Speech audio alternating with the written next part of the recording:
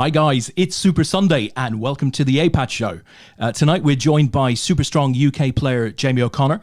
Jamie finished in third place in the WC OAP main event just under a week ago. Jamie's going to be looking at you play in the roller and indeed in the deep stack and hopefully passing on some tips that can enable you to become a better player at the felt. So for poker talk, football talk and much more, join Lee, myself and Jamie right after this.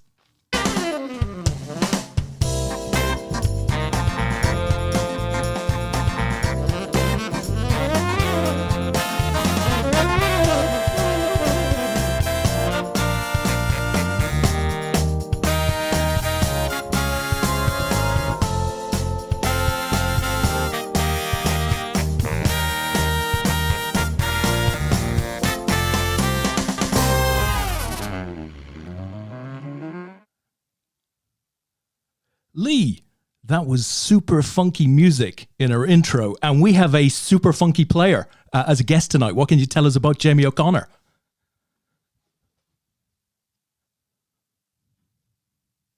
Lee, you're on mute. Well, Jamie O'Connor, I mean, he's got a lot of cashes under his belt. If you have a look, he's got WSOP. I'm not on mute. That's definitely not on mute. Are you not hearing me? Go on, I hear you now.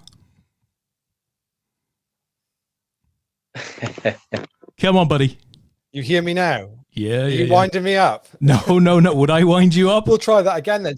He's got WSOP caches, WPT caches, UKIP caches. Yeah, you would. I don't know what's happened, guys. Our audio's gone totally disconnected. So tell you what we're going to do, right? We do this from time to time, Jamie. If we get an audio bump, one of us logs out, the other logs in, we see what happens. So Lee has logged out. He's going to log back in a second. He'll appear, I hope. Come on, Lee. 3, 2, 1. No, we haven't got him. Maybe he's gone for good. Come on, Lee. We're a totally professional show here, Jamie, as you can see. Well, I don't know where he's gone to. Now, I haven't got your intro, right? I haven't prepared your intro, but I have looked at your caches. You've got, about 800 grand of sort of tournament caches, which is incredibly impressive. You've got a GUKPT win amongst your that's trophies. Right. Yeah. Insane, right?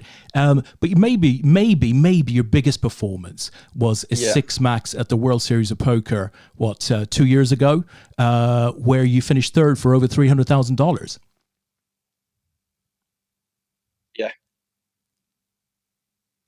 Yeah, that's right. Yeah. That was pretty impressive stuff. Okay, well, listen, guys, we're having a couple of technical errors. So what I'm going to do is I'm going to put a table up, right? Going to put a table up, and then we'll get Lee back. We'll synchronize everything, and hopefully we'll continue in a better light. So let's see if we can get a table up. That would be step number 1. So, boom. There's a table for you guys. Just have a look at for a couple of minutes while we sort out our issues. So, Jamie, you stay where you are, right? Don't go away. You don't go anywhere. I'm just going to log back out and back in, and we'll see if that doesn't correct a few things.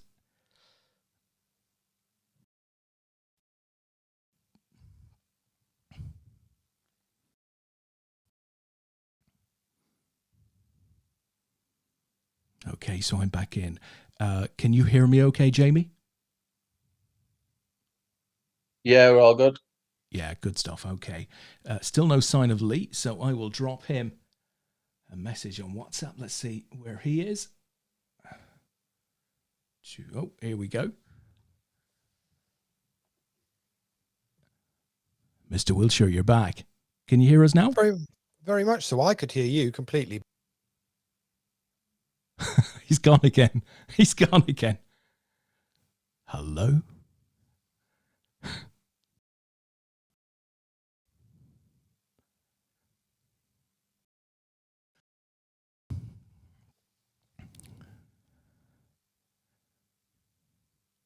Sorry, guys, I don't know where the issue is. Let's just align now. I'm going to do a 1, 2, 3. Lee, can you pick up with a 4, 5, 6? So 1, 2, 3. 4, 5, 6. Okay, so we think we have it. Do you want to give us Jamie's intro? And we'll kick on from there. You mean, what have you been doing for the past Well, 5, I 10 did. minutes, I to be didn't. honest? I mentioned the GUKPT win. I mentioned the 6-max cash in Vegas. But Jamie's got he's got hundreds of cashes. He's a proper player. You've kind of covered that all off. I mean, to be honest, he has pretty much cashed in, I think, most tours out there. I mean, he's got WPT caches and a UKPC cache, UKIPT cache. There's a Genting Poker Series cache and all of that. And of course, last week he got the final, like the cherry on top of the cake with his APAT cache as well. Pretty impressive. Pretty impressive, Mr. O'Connor. So you're based up in Wakefield. Yes, with Adrian and your little man. Yeah, that's right. What's your son's name? Theo. Theo, as in Theo Walcott. Sure, you didn't name him after an Everton player, did you? Sorry. No, I think Jamie seems to be unaligned as well. So tell you what we're going to do, Jamie. Yeah. You step back out, right, and come through the link again to come back in. Yeah. And then you should be aligned with us as well.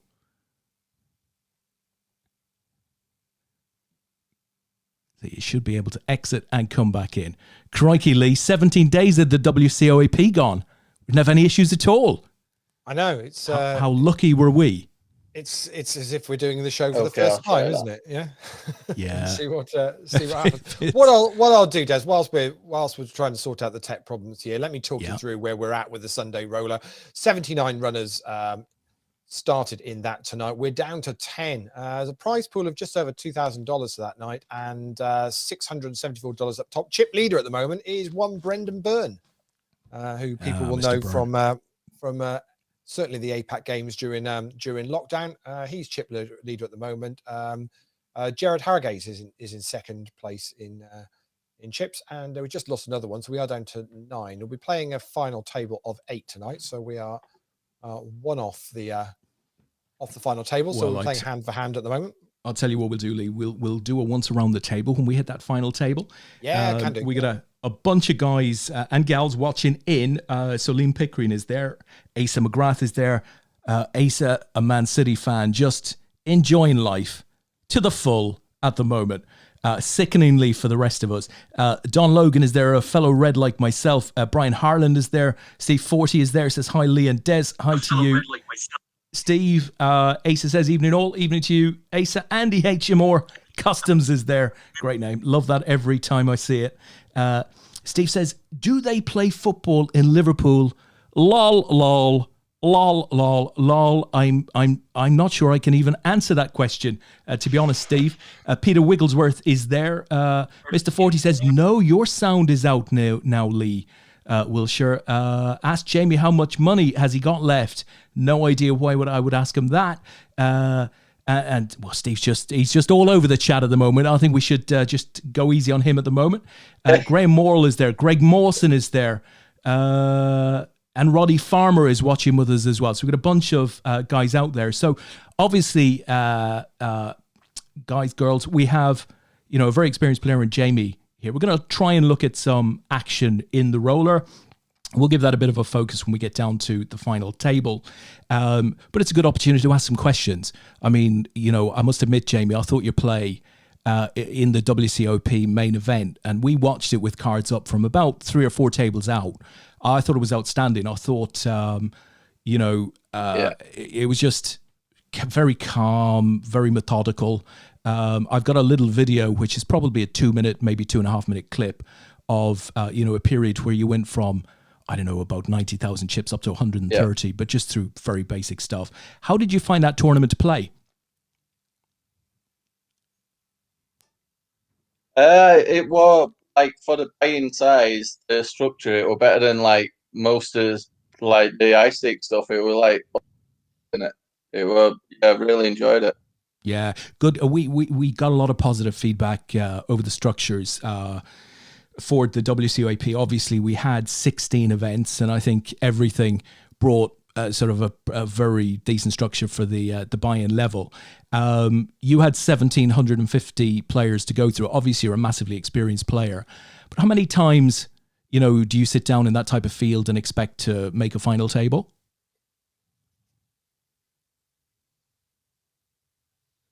That's a tough question to ask. Like, I'm probably a bit too overconfident, but like, I probably expect a final table or something once every couple of Sundays. Like, I'm Sundays at the good final table. I'm probably playing like 10 or 15 games a night on a Sunday. So if I can take final table one every couple of weeks, then I'd take that definitely. Yeah, that's massively prolific.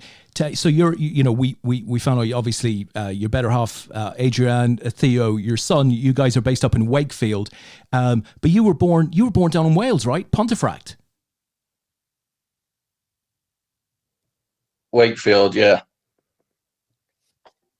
But you were born down in Pontefract, and I desperately wanted you to be Irish for the WCIP because I wanted to play the Irish anthem, but I learned halfway through that I was no way I was getting away from it. They said you're a Yorkshire guy, but I guess there must be some Irish blood going back on in the family. Would that be right?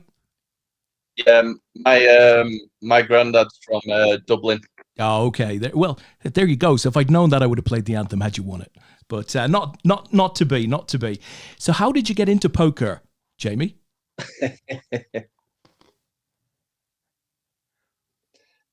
When I was younger, my dad's played for a lot longer than I have, so I used to just watch him. Like, he'd play the free rolls and stuff. That were like 16 years ago now.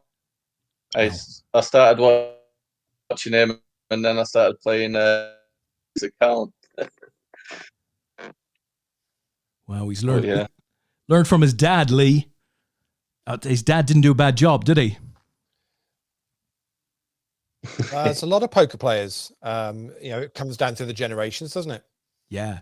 Well, there's definitely in Ireland, there's a huge heritage of playing cards at home and, going out to the pub and playing cards, etc. So, yeah, a lot of people learn from within their family. You've had extraordinary success, Jamie, over the years. I mean, we mentioned, some of the big cashes that you've had. If I was to describe you, are you definitely more of a tournament player than a cash player?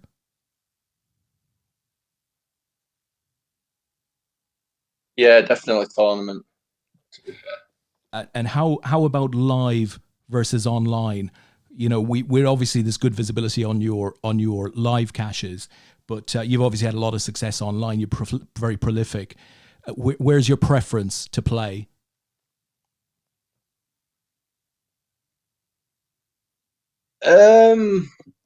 Like I would have said in the past, my bread and butter were online, but I think like as it's evolving, like over the years, I think like online so hard with like new gaming laws and stuff coming in, and like everything that's going around with the commission and stuff. Like just for even deposit limits and stuff, it's really hard to get. Like, say if you want into some 1Ks and 2Ks, it's just like getting too much of an headache. So I think like I'm going to try and branch out to play more live in the future. Yeah, when things are hopefully back to normal.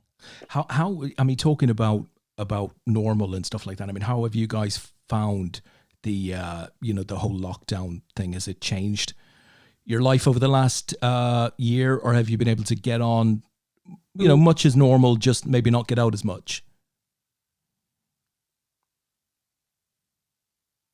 I think like the poker sites made a bit of a mistake with early on. Like they just started throwing massive festivals every week, and like it were good at the time, but I think too many people burnt through money too quickly. Yeah. So now like guarantees are the kind of struggling a bit.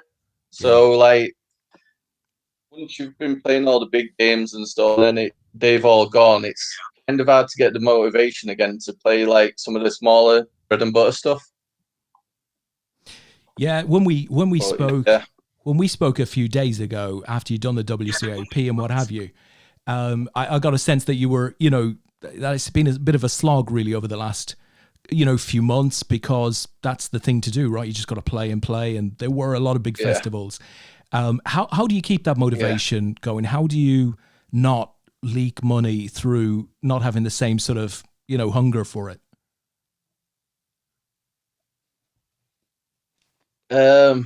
Probably the wrong person to ask. I like sports too much.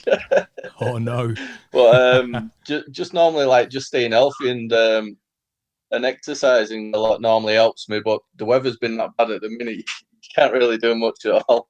Yeah. No, I mean But yeah, just true. just trying to keep ahead of the curve and doing quite a lot of like studying and research and stuff on poker. That always helps. Oh, that's good. So tell me, what do you do? I mean, do you read books? Do you have a coach? I mean, how have you managed to get your game to the level that it's at today? I've had a few coaches. I've had a few coaches in the past, and sometimes like we'll get like 4 or 5 like friends together, and we'll just do like an hour session going over hands and stuff, and it always helps, definitely. No, absolutely. And have you had any, players in particular over the last? You ever heard of a guy called? Yeah. Have you ever heard of called Elliot Rowe? Yes. Yeah.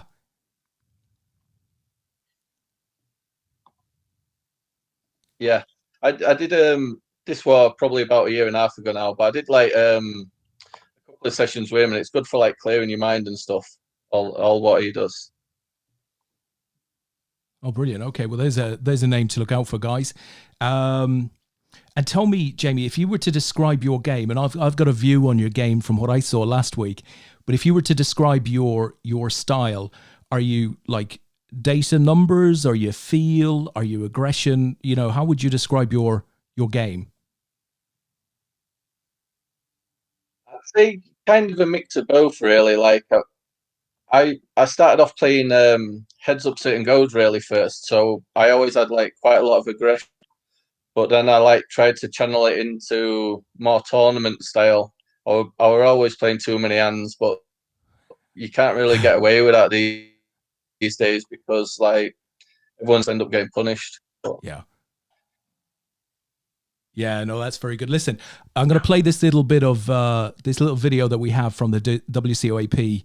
We're down to 3 players in this, and it's only 2.5 minutes, 3 minutes, and I think it just demonstrates that you're pretty much in every pot. You were happy to play flops. I thought it was just super to watch. But let me see what the guys think of this. So on we go. Blinds at 600,000, 1.2 million.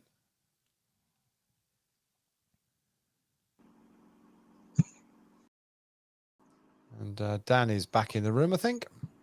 Yeah, said something about the Twilo had expired or something. Yeah, it's the usual thing. Once a night, you get a kick out. It was my turn. It was my turn. I had mine about 10 minutes ago, Dan. So. Well, we're not used to the 2 a.m. lark, are we? We're not. It's just ridiculous, isn't it? Yeah. It's probably running on overdrive. So yeah, Randy's now down to 10 bigs, and he needs to be making a stand. And as I said, Ladderin's great, but when you look at the other 2 stacks, I think Ladderin time's done. He's got his image going for him as well, and he really. Boz is going to min here. I like to see Patrick just shove here, to be honest with you. Yeah. ICM wise, he wants Jamie to play for the lot. Yeah. And knows how wide he's opening. It's just putting more pressure back on Randy, who's going to give up the blinds again. He's not making up with Jack 8. He's not making up with 5-8. And, come on, Randy.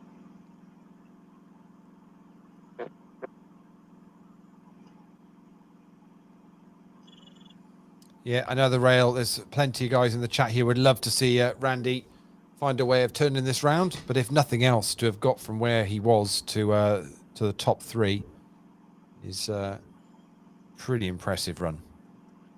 Yeah, well, as I said, you can only be impressed with his performance. And Patrick here. It's almost like an ICM suicide. But it's not. I guess the call. See. Now this is. It's just got to jam. This is the trouble. You have to jam. Well, get him in. I think Patrick bet this, and he'll bet it's more like 7 million. I think Jamie jams. Yeah, absolutely. You can't give him the option, and he has given him the option. Yeah. But it might feel like a little low. It might feel a suspicious bet to Jamie. It might feel like, oh, he's got a... No, he calls it. He's a top player. He is a top player. Patrick can't continue.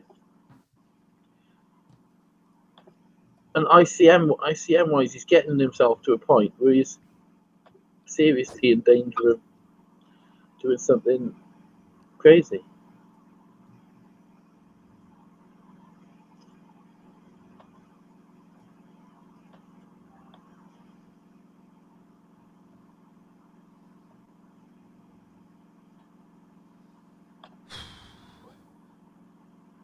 It's great play from Jamie.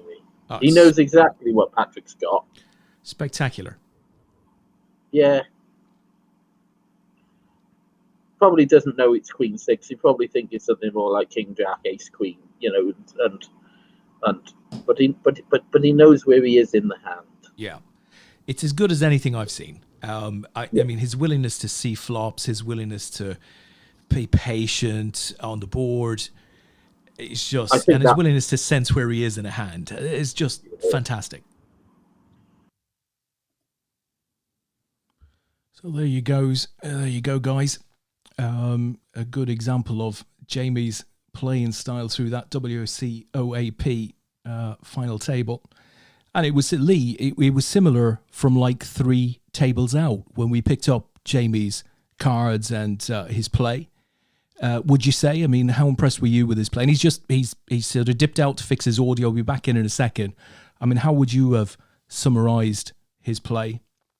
Yeah, I think that was very much, it was very controlled, certainly. And that's a description that Dan used in the commentary. Seemed to be very, very controlled, knew where he was. Bet sizing was always spot on. So pretty much, knew what he was going to do depending on what his opponent would do back. And if anything, just when it got that 3-handed and eventually the chips, it kind of went the other way. It wasn't really anything to do with is the way he played it. It's just the way the cards ran out for him.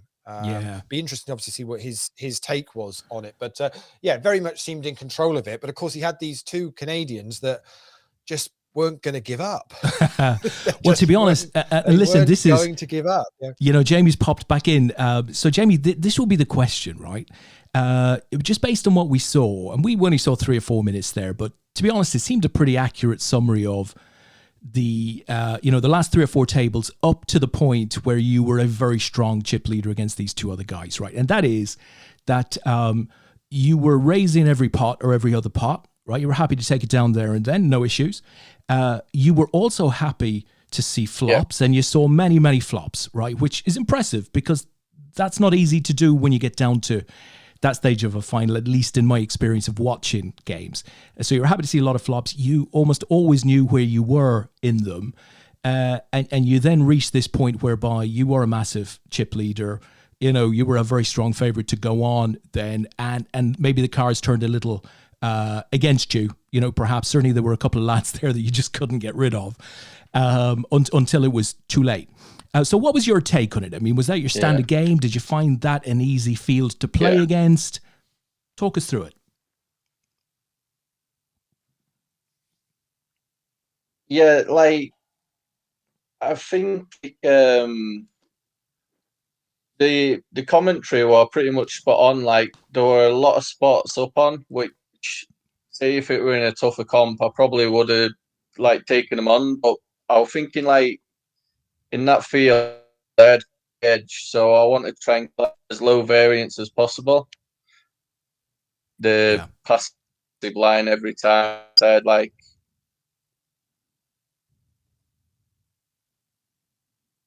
I think we lost Jamie. If it were a really tough field, I probably would have.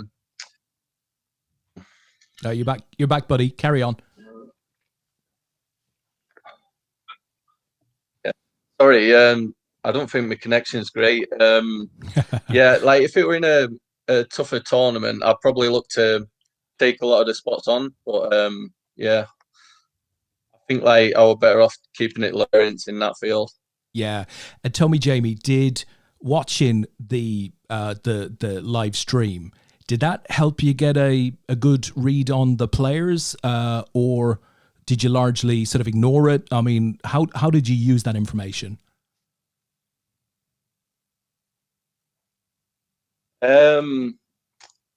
I hadn't actually, because I was watching a program at the same time I was on the final table, so I wasn't like fully zoned in. So I didn't really notice that Randy were as tight as he was. But then, like, I've heard the commentary, and then the delay, like 20 minutes later, he'd like mixed his style up and he's playing like a maniac. So it kind of went negatively, but yeah. Oh, that's hilarious! That's hilarious. Well, you did you feel listened. with Randy that he it did feel with Randy that it kind of like he all of a sudden decided right to flick the switch and enough was enough. But he was one of the short stacks coming onto that final table and to even ladder to the final three with the short. I mean, at one point, a few big blinds, but just wouldn't let it go. I mean, was it frustrating from your point of view that you just couldn't see them off when you were that big chip leader and then it swung? It was one of those, like, I've been on these finals before in the past, and you can kind of just like feeling it slipping through your fingers, and you just it's like, oh no, here we go again, kind of thing. But yeah, like once I started losing a couple of pots and they got like back in top, it's going to end up pretty bad for me this. But yeah. But do you think, Jamie, you did anything? Did you feel you made any mistakes on it? Final table, watching it, and I'm assuming you know Dan. You must have come across Dan in events in the past. But I mean, we were both saying, well, we didn't feel like you made a mistake. Did you feel you made any mistakes?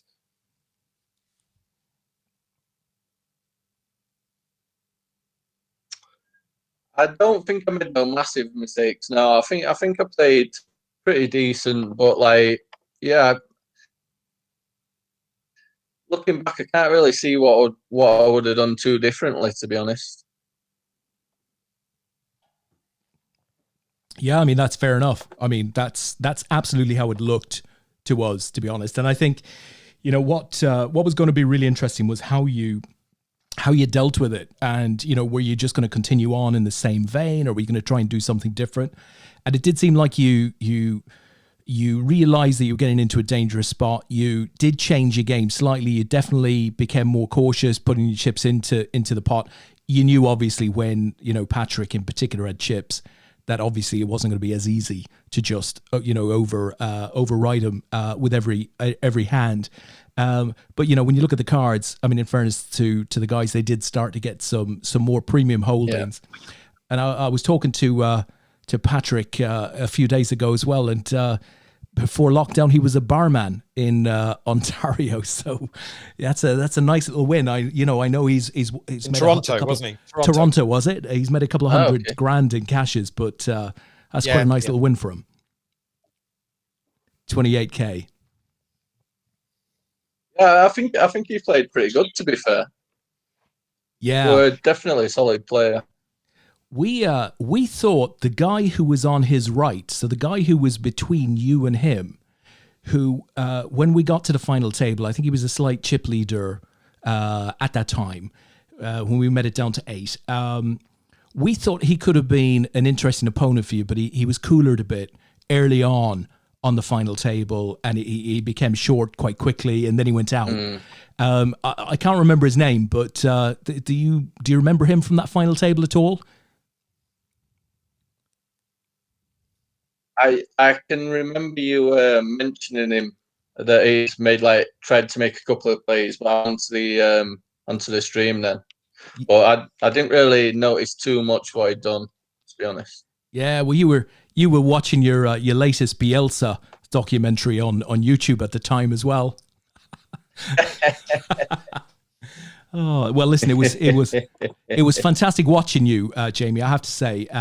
Tell me, do you do coaching or anything like that, or are you strictly a player? I mean, do you get involved in communities? You know, do you do that sort of stuff? I've mainly played, to be honest, but I liked like the community feel that you've got in yours. Like, it reminded me a bit I used to follow Blonde Poker quite a lot back in the day, but Yeah. I'm not sure if they do as much these days. But like I used to like all the live write-ups and stuff when there used to be a live tournament there at Dust Till Dawn and stuff. Yeah, no, we used to, I mean, all really familiar with Blonde Poker. TK and Ticey were a big part of APAT when we started for the first 5-6 years, a huge part of APAT. And yeah, their live updates on Blonde Poker were second to none. They were absolutely brilliant, badly missed. So we do have a very vibrant community. And of course, when the live events are on, I mean, we run events all over the world, you know, very big in the UK, of course, but also throughout Europe. We've ran several events in Vegas. And it's a really sort of buzzing period for us, Lee. Would you agree?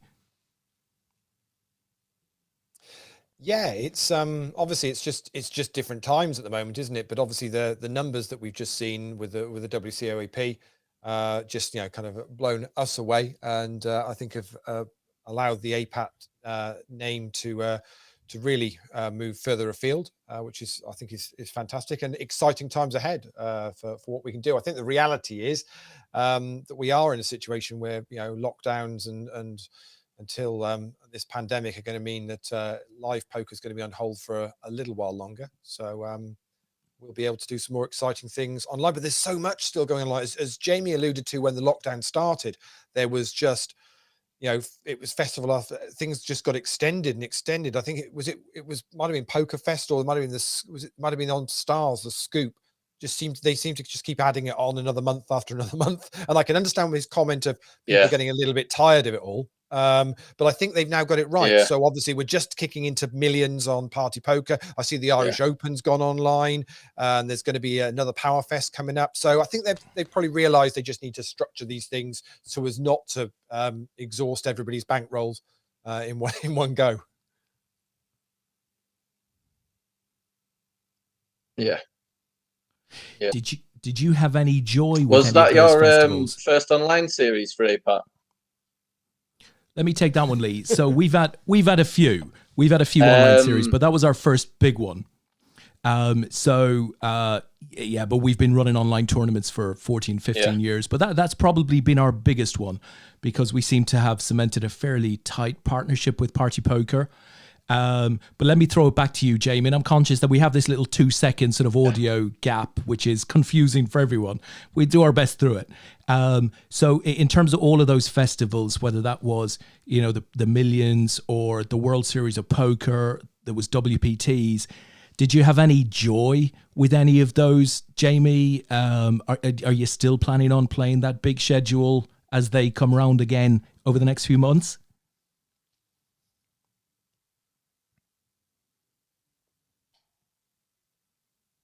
I played. I think I got like 2 finals in the Scoop that were in May, but then ever since then I haven't had too much, to be honest. I'm actually playing one at Millions tonight. I'm in it at the minute.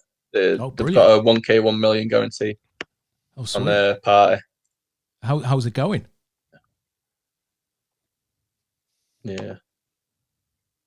Not too bad. I'm up to 1.8 mil, but the blinds are only like 10K, 20K at the minute. So Jamie knows how to run up a big stack early, I have to say.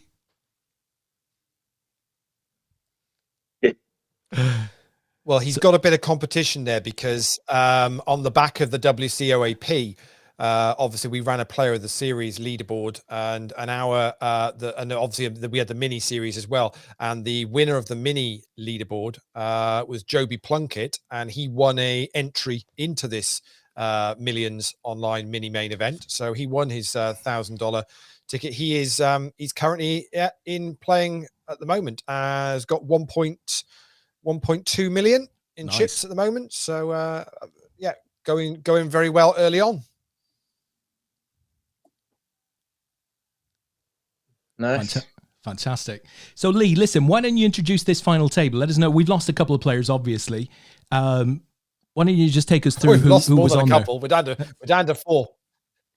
Yeah, we are down to 4. So yeah, we've had a bunch of exits on this. Sean O'Keefe finished in 8th position. Marion Gurry finished in 7th. Jonathan Fritz in 6th. We lost Joe Gaynard very recently in 5th place. So we've got 4 players remaining now. Jared Harrogate and Brian Harland. Brendan Byrne, who will be well known to everybody in APAT, and chip leader at the moment is Pavel Gavrish. I recognise the name, so I think Pavel's played a bit of APAT. Certainly during lockdown. These guys have now all got locked up $213, and it's $674 up top. Where do you do your playing, Jamie? If we look at Party, Stars, GG, where do you do most of your volume, and why?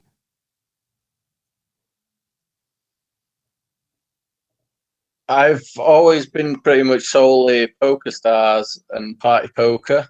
But I think like the schedules, I've always just played them just because like the most trustworthy and everything's above board, and normally have the best schedules. But I think like kind of struggling a bit. I think GG is doing like pretty well at the minute. So I actually set up a kind this weekend, so I'm just starting on there. But I think like you have to brand and see where the value is, because like there's so much dotted about. Everyone seems to be going for it for like certain different markets and stuff. So it's worth just trying like 4 or 5, see which is the best for you. But I've been playing a little bit on ACR as well, on America's Card Room. But some of those like the structures for like you can late reg for like 4 hours, 5 hours in some. So like some of them don't finish till like 6, 7, and so it kind of does your sleep pattern in. But I mean, like if you're ever up at that time, it's definitely worth a try out. Yeah, no, it's a good idea to obviously, spread your money about, find the value, and be as flexible as you can to play. Do you use HUDs? Is it a barrier that some of these sites now aren't allowing players to use HUDs, particularly if you're playing many tables and you're really volume orientated? No, I'm someone who's never used a HUD before. I've just always just played without one. Wow. Well, that's pretty impressive. It was one of the attractive things for us, particularly given the amount of recreational players. We've brought, I guess, thousands of players onto Party Poker, but to not have HUDs or to not support HUDs was a good thing for us, because that makes the site a bit easier for a rec player to trust. Yeah. And on top of that, the real name, if you run a community where players often play live at your events and stuff, the fact that they're playing in real names and stuff really sort of helps also. So Party is a good spot for us at the moment, I have to say.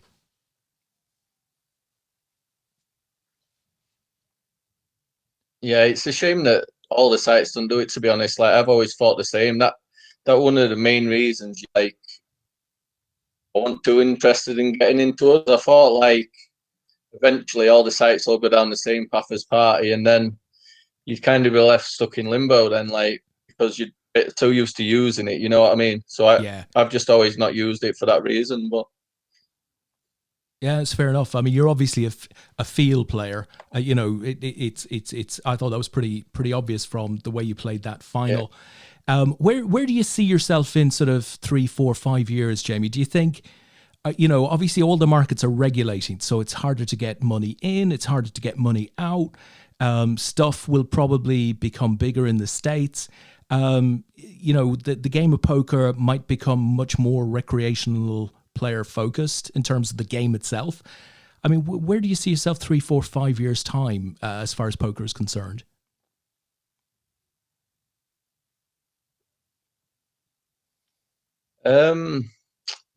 That's a good question, to be honest. Like I've always just thought that I'd be able to do this for like a good 5 or 6 years yet, but like you said, like it's just getting so much harder work to like get stuff on, and like even countries getting banned and stuff. Like there's some really big player pools that have gone, so like it's just harder to get the volume these days. But I'm not sure. I think like main thing, I'm going to try and focus more on live and see how that goes.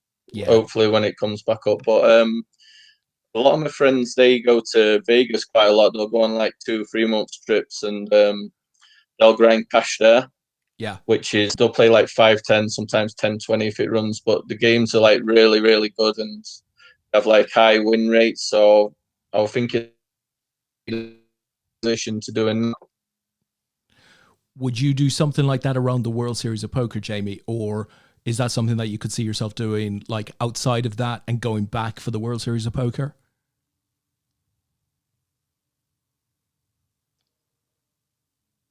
I've always enjoyed tournaments like as my bread and butter. I think I prefer to just focus on them in the World Series and like kind of not get distracted. Yeah. And then like maybe go back in, I don't know, say like if they have a smaller series like a Venetian or something in like November or October kind of time.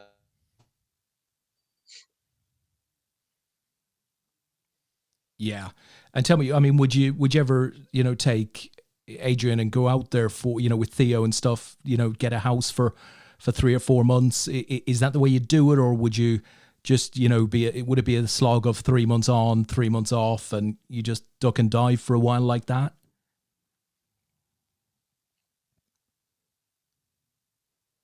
She's actually come with me before when I was playing the World Series main about 4 years ago, and we had like a holiday and stuff. But I'm not too sure with like having a kid. Like it kind of makes it a bit tougher. So Yeah, probably have to speak about it with her, to be honest. Yeah.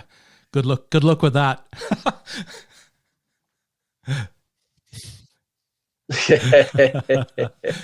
Oh dear. But I tell you what, if there's a time to do it though, the time is right when, Theo's 2 or 3, right? If he's 3, it's like, just before he goes to school or whatever, if there's a year to do it, that's the year.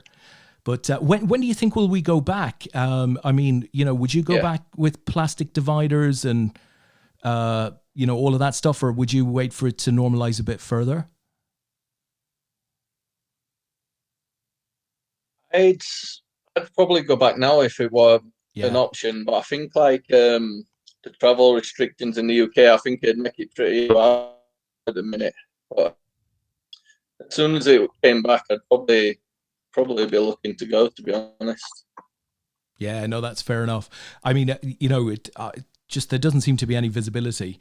We talked to Rob Young a lot, and he doesn't seem to have any visibility in terms of when, back might become a thing. But we're hoping certainly before the end of the year. I mean, definitely it'll start somewhere. But will it get back to normality this year? Almost certainly not, I guess. But there will be games, whether they're multi-day tournaments in the UK before the end of the year. I guess we'll wait and see. I doubt it. Yeah, I think we'll be struggling this year, to be honest. Yeah. I think if you're over 70, you might get a game. If you're over 7, because you'll have had the vaccination, right? Is that what you mean? Exactly. Oh. No, I think the over 70s are best to stick online. I think that makes more sense. So we're down to 3 here. 3 was when it all changed last week in the WCOEP main. Lee, what have you been spotting? Who is our money on here? Well, we've got a similar situation here. Fun enough is it's like if we take the worlds. So we're saying basically Jamie O'Connor is being played by Pavel Gavrish at the moment, and Brian Harlan's is Randy from Canada, and Brendan is the eventual winner. But unfortunately, it hasn't gone quite the way because Randy, or aka Brian Harland, has just bust with 5s into kings. So we're now heads up. But this is a fairly big chip leader here now, isn't it? Yeah, I'm certainly not going to be the one to say that, Pavel's got this locked up. I've made my mistake there before.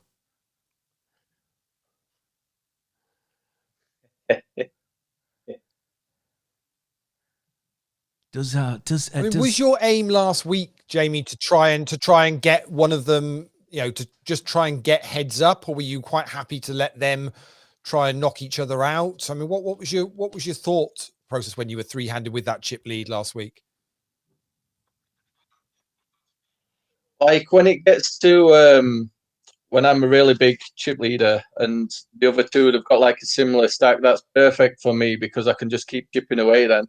And like because of ICM, it makes it really tough on them. So normally, if like I'm the chip leader and there's a short stack who's in third, you just need to keep targeting the guy in second because it's just going to cost him so much money in the long run if he makes a big mistake with the ICM. So like I was trying to take advantage of that, but he just keep spinning up his stack, so it just made it a lot to do that.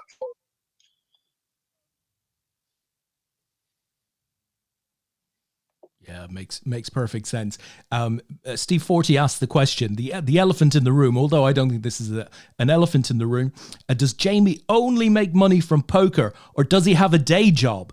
So the way I figured this, and thankfully, that we didn't have to have a discussion after the event last weekend. But it seems to me that you're like a full-time pro, Jamie, right? Yeah, that's right. Yeah. So, you know, Jamie would have been one of a handful of pros that played that event, probably thought, oh, it's great value. Look at that, 109. There's 150 grand guaranteed. I'm going to play that event. You know, maybe didn't know too much about it beforehand, I think might be fair to say, but we'll let Jamie give his feedback on this. And of course, you know, if Jamie had actually gone on to win it, well, that would have been awkward because, of course, it was an amateur championship event, right? So, you know, Jamie would have won it. He'd have walked away with his prize pool, but he wouldn't have walked away with his bracelet, and he wouldn't have walked away with a million seat because that was restricted from pros. But, you know, I think we all knew that beforehand, that some pros would play. And sometimes that's just down to communication. It's really, really hard to let everybody who's on Party Poker at any one time know which events are open to which players. So you can't stop pros from playing, but you can certainly, you know, the added value elements we could have done stuff about. Did you know it was an amateur event when you stepped into it, Jamie? Did that even cross your mind?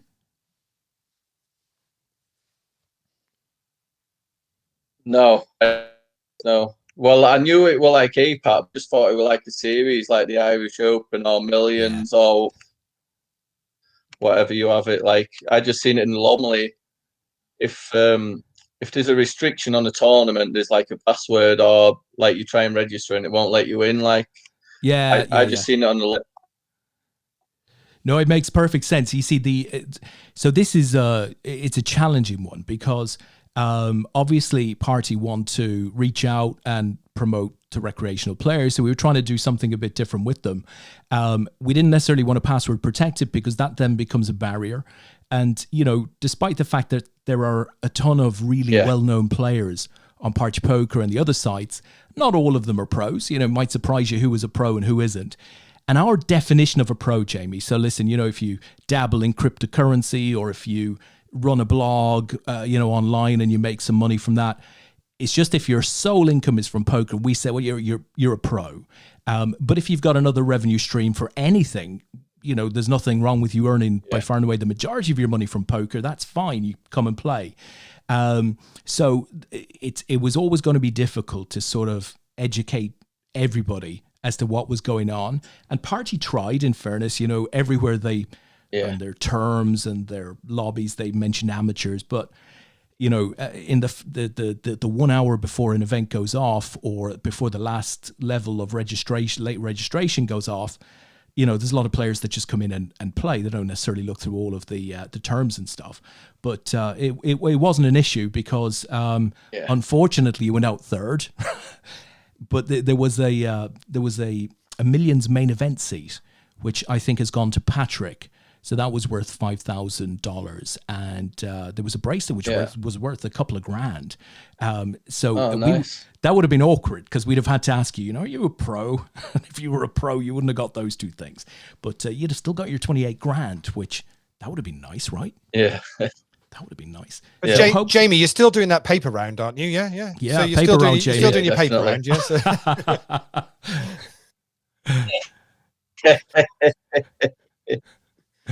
So I suppose we've always been about trying to give... someone messaged me actually while I was deep in the tournament, and someone messaged me who are part of APAT, part of the forum, and they were telling me about all these prizes, and I was like, "What are you on about?" Like, I didn't understand what you were on about, and then he told me about it all. And I was like, "Oh well, that." So yeah, but that's one of our big objectives. One of our big objectives was to get people talking about us, asking questions. And it's like you now know more about APAT, having gone through that experience than you did before. You'd probably heard of us. We've been around for years and years. But, we've created much greater awareness of APAT, which stands for the Amateur Poker Association and Tour. So the next time we run a big festival on Party, I guess we'll have learned a bit, and the Party players will have learned a bit, and that should make things a bit smoother, hopefully. Oh, there we go. So what are we on? We're on a break, Lee. What was it, that rule for all the tournaments? Sorry. Yeah. For all of them, the 16 of them. Okay. Sometimes when we play, some of our live events are open events. So, we run the UK Team Championship, which Blonde Poker and the Hendon Mob and, lots of poker communities take part in every year. It's normally in Blackpool. It's just a phenomenal weekend, right? You get 300 plus players that pay for the event like months before. It's sold out months before. It's all paid for and everything. And they just go to Blackpool for an incredible getaway, right? But that's an open event. So, I think, has Joe Beavers played in that before? If you're a pro, you can absolutely tie in with the community. You can come and play that event. And we have from time to time we've had like pro-ams and stuff like that.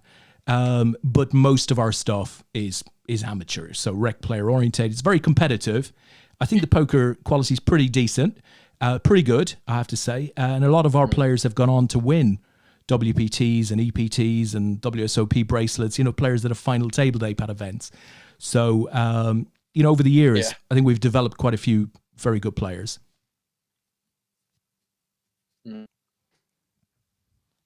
Yeah, I've seen like a few people on Facebook who have on Facebook. I think they've attended the one that you're on about, the team one and stuff. Like, I know quite a few people who's got pictures that's been there. Yeah, no, it's a fun, that is a crazy fun weekend, that one, I have to say. Well, you gotta look us up. We'll be putting out our new schedule shortly. So for that team event, you ought to try and hook up with a couple of your mates, get into some of the teams, and just come and have an absolute blowout. Wherever that's held. I was going to say, Blackpool, but who knows? Who knows when the next one will be held in Blackpool? Yeah. So how are you feeling about the mighty Leeds this season? Absolutely gutted for you guys after 16 years that you make it into the Premier League and you don't get a chance to go to Elland Road to see it. It must be horrendous. Yeah, it has. But I mean, like, if I knew that this was going to happen and we weren't allowed to be there for a year, if we were going to go to the Premier League, I probably would have took it. Oh yeah, oh absolutely. Eventually, we're going to get back. So like, the feeling when we get back is going to be unreal. But the only problem now, like, I was going to get when we're in like League One, when we like at lowest point and we're getting like some 18,000, and I could walk up on the day and I could get a ticket in any single stand. And now, like, it's just impossible. The ball come out of the woodwork. So, oh, don't I know it? Listen, I remember Leeds. Oh crikey, I remember it vividly. Under David O'Leary going to the semi-final of the Champions League, and with Cantona winning the league, and back in, when was that, 92? I remember that vividly, and I'm a massive Liverpool fan, so I guess the parallels would be we win the league after 30 years and we don't get to celebrate it. We don't get to go to the games. So yeah, I do feel for Leeds fans. Yeah. But the real positive is you've come up, you've played some great football. You've been involved in a lot of games with goals. You're on 34, 35 points. So you're absolutely safe as houses with 15 games to go. You got to be looking forward to next season. Yeah, definitely. I think like the main objective would just to stay up this season Oh and yeah. just keep building. We're just, to be honest, like we've played out of our skin, but a lot of the players like won't really make it into any other teams. Yeah. They're more like championship players, but Bielsa's got them playing that style that well. Like, it just makes them shine and make them look a lot better than they are. They're just playing more as a team than individuals. But I think like going to progress any further than we are at the minute, we're going to need like 2 or 3 players every window. To be honest, like the new guy, that Rafinha, like he looks unreal. Yeah, We they can they get a few tell more like him, we'll be laughing. yeah, they tell me that Liverpool are looking at him, that we're hoping to maybe sneak him away from you, but I suppose there'll be a lot of teams looking at your best players. Do you not worry that if you spend, I don't know, 30, 40 million on bringing in 2 or 3 names, next season, that actually you begin to lose a bit of that, togetherness, that unit that Leeds currently has? I know what you mean, but like I think Bielsa and the team, like the recruitment team that we've got at the minute, they're like really good at picking the right kind of character, if that makes sense. Like Yeah. when Diego Costa let go from Atletico Madrid, and like people saying, "Oh, Leeds linked with him," I was like, "There's no chance because like it'd be too disruptive to the camp and stuff." Yeah, no, 100%, absolutely 100%. And do you think, Like the way they're doing it, they want like younger, fresh talent. yeah, do you think Bielsa has the energy to go another 2, 3, 4 seasons? Because he's been brilliant. Well, I'm hoping so. Yeah. I think we'll be lost without him, to be honest. Like he's been unreal, like really has. But I'm not really sure like how we've been playing. Like if someone comes in, I just think like I couldn't really imagine any other manager that could do a better job, to be honest. Yeah, totally agree with that. There isn't a danger that you run out of steam this season. That was the infamous remark that lady made on whatever interview she was doing, that you guys might run out of steam. She was talking about the championship season, but given the good results that you've had this season to date, you're not going to have a tough run in, are you? I don't think so. No, I think we should be okay. Like we've played the whole season with our best 2 defenders. Like with the way he's been playing at the minute, we've had like Alice is normally a midfielder. He has moved forward recently, but he's been playing like right back. Alioski is not left winger. He's been playing left back. So there's 2 normal. Well, the new signings were Robin and Diego Llorente, and we paid quite a bit of money for them both, and they've just pretty much been injured all season. So once we get those back as well, like it'll make a massive difference. Yeah, listen, I'm a Liverpool fan. Don't mention defenders. I don't want to hear about defenders. What do you make of Bamford? He's been absolutely brilliant, hasn't he?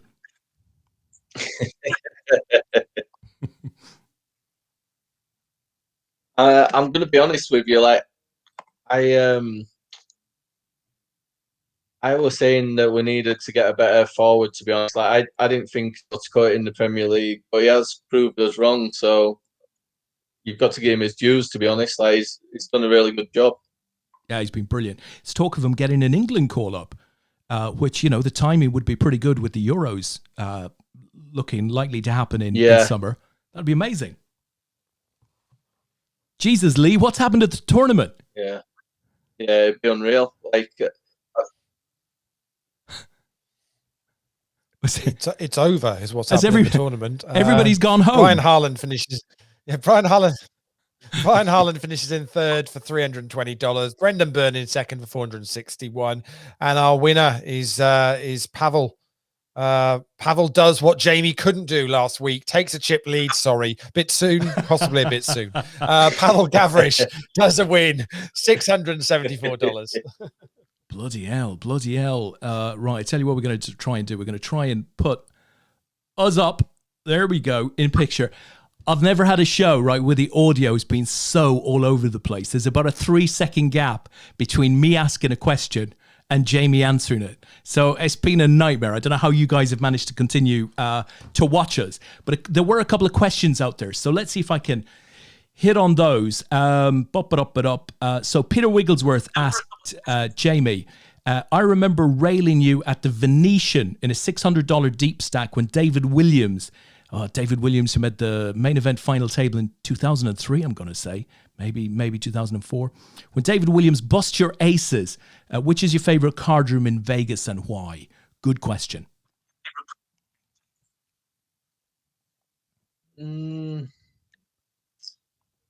It depends what I'm looking for, really. Like, if I want to play cash, it's definitely Bellagio. Like, the games are so good there. You can get, like, 15, 20 tables. Sometimes you have to wait on the waiting list, but it's definitely worth it. But if you're playing tournaments, it has to be the Rio, doesn't it? Like, it's the place to be. Yeah. I tell you what, there's no shortage of poker action in Vegas in summer. Peter also follows on to ask, you used to be best mates with Ben Jackson. He kind of went off the scene when he met a girl. Do you still keep in touch? What's he up to these days? Ben, Paul's son. I think he's still definitely playing. I hadn't really heard of him for a while, but I think he's definitely still playing. I think he's more into cash these days. Yeah. Yeah, well, that's going to reduce his visibility, and of course, nobody's been seen for the last year. Really, this is just we're all tied down in different places. When you think back over the last 10 years, Jamie, who stands out for you as being maybe the best player that you've come up against, whether UK, international? Who's the guy that you sit down at a table with and go, I don't want to mix it too much with this guy.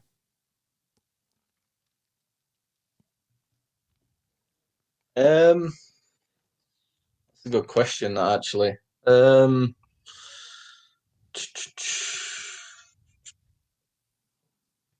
not honest. Yeah, I can't think off the top of my head.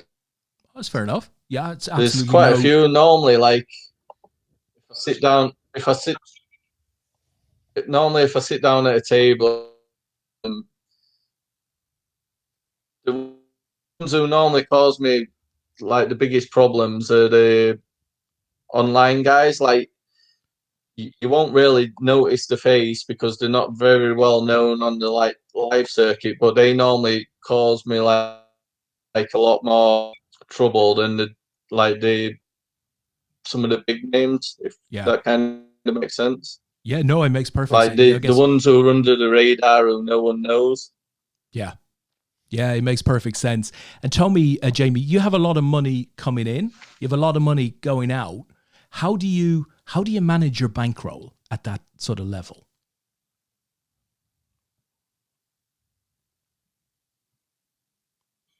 It's tough, to be honest. Like, you have to kind of stick to limits and stuff, but I don't know. I've never been one of the best at it, to be honest. Like, I've always taking shots and go for the big win all the time, but sometimes you have to rein it in. Like, when playing the other day, like, if it's not going well for you, like in a certain situation, you've got to try and mix it up. So like, if it ain't going well for you, just kind of try and play some smaller tournaments and just try and get your confidence back, really.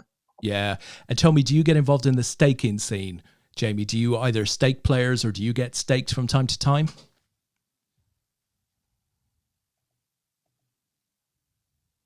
I've been staked in the past, yeah. And that's when I was getting most of my coaching and stuff. Like, you're getting all your coaching for free. And they had like a bit of a community as well where you'd share histories and stuff, like the table, and that kind of helped me to like get where I am. Yeah, it's a big part of the scene today. Even today, I mean, lots of players have pieces of each other, and it adds a bit of interest in tournaments. But also financially, it can be smart to move your money around. Do you do anything like Twitch? Is that streaming? Is that anything that might interest you at some point in future, or are you involved today in any way?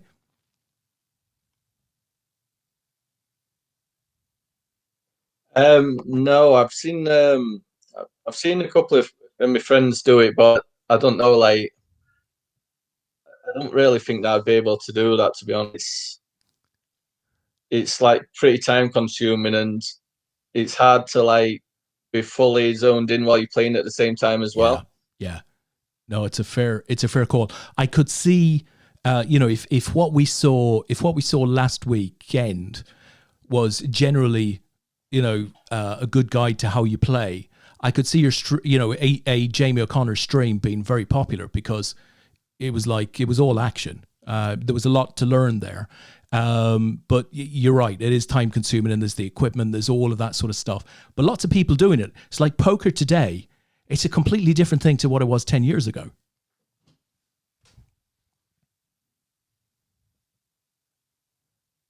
Yeah, there's like so many ways popping up that you can make money. Just like, it's good for people because then, like, say if poker's not going well for them, it gives them another source of income and it keeps them going. Like, it helps them out. You know what I mean? Yeah. And tell me, a lot of players, get involved in, conversations, threads on the likes of 2+2. You mentioned Blonde Poker before. Of course, APAT has a good, strong poker community, lots of discussion going on. But do you ever get involved in the likes of 2+2 or any of that sort of nonsense that could take days to just go through standalone threads? No, normally if there's like a big controversy, like I'll have a read, see what's going on, being a bit nosy, but that's about it really. Lee, it strikes me that Jamie is what you would call a no-nonsense Yorkshire man. Twitch, it's just not pay. It's not going to pay me. Right? I'm not going to do that because it takes too much time. The forums and stuff, no, I don't think so. It's not quite me. Just straight down the middle Yorkshire man. You sound like a Yorkshire man to me, Jamie. Is that you? Are you a simple guy in that sort of respect? Just very focused on your poker and don't get too distracted outside of it?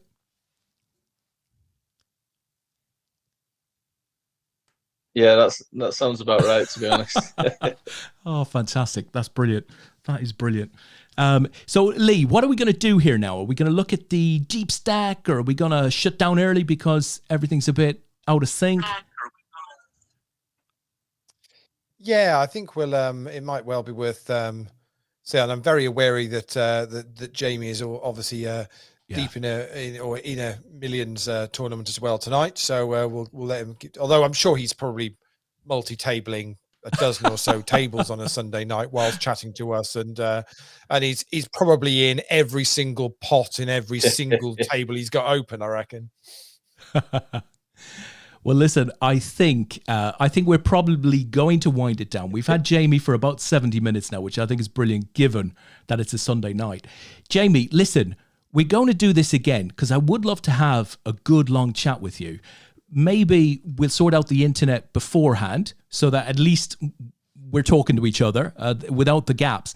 And obviously, I don't want you to not do as well as you can do in your $1 million tournament. But outside of that, it's been brilliant catching up. Well done last weekend, from all of us here at APAT. It was lovely to see you play. Get a paper round, then you can come and play more often.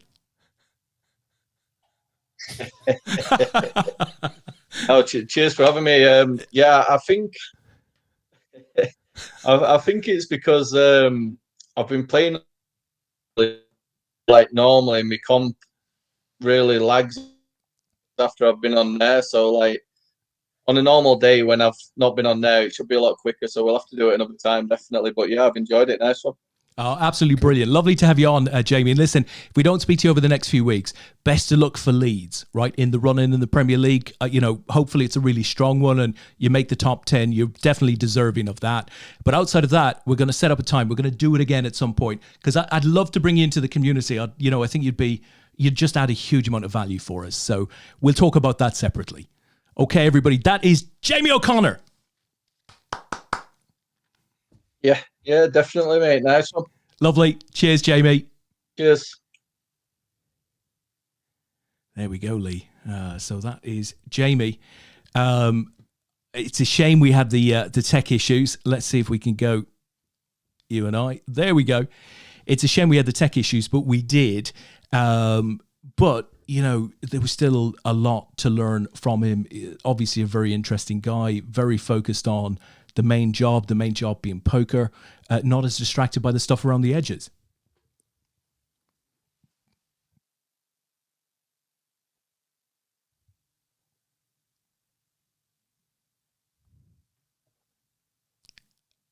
You don't, I can't hear a word. Nah, I'm just messing with you. Tosser. Oh, see, you what have you done all week? You've had, you know, since Monday. It's been like, you know, what's been going on? Or what we have done actually. We've not even mentioned on. We recorded a new episode of The Orbit, didn't we? We did. On Wednesday night. So are we allowed to say who's on it? I don't. I suppose. Yeah, I think we could do. Now, as it's in. I see no issues with that whatsoever. Yeah, so we've done a poker content creator special. So we had Jamie Staples on there, and Sarah Herring, and Brad Owen, and Marley Cadero. Now you did a little bit of research on Marley, didn't you, Des? I did. So you went and checked out one of her YouTube videos. Do you want to tell everybody about her YouTube videos? Well, listen, all that I can say is when we were discussing the guests and stuff, and you know, I'm not the most up to date in terms of what everybody in the poker community is doing. I'll be the first to admit that.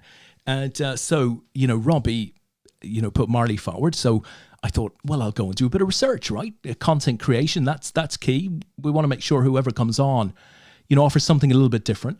And she did. Oh my God. I clicked on her first video and it shows her walking through a Las Vegas casino going, I fucked that guy and I effed that guy and I effed that guy over there. And I went, OMG, let's get her on. I think she'll be absolutely brilliant. And she was.